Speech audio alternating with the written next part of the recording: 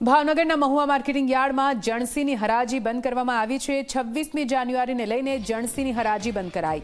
પ્રજાસત્તાક દિવસની રજાને લઈને જણસીની હરાજી બંધ કરાઈ છે। મહુવા માર્કેટિંગ યાર્ડના સેક્રેટરીએ કરી છે જાહેરાત। તમામ જણસીઓના હરાજી બંધ રહેવાની આપી સૂચના।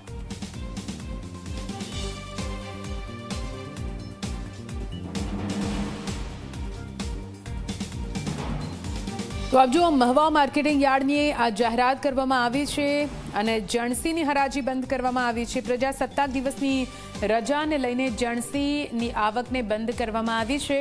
खेडूतोने जाण करी देवामां आवी छे। तमाम जणसीओनी हराजी बंद रहेवानी सूचना आपवामां आवी छे। आपने जणावी दઈએ 26મી જાન્યુઆરી प्रजासत्ताक दिवस अने तेनी रजाने लईने आ निर्णय लेवामां आव्यो छे।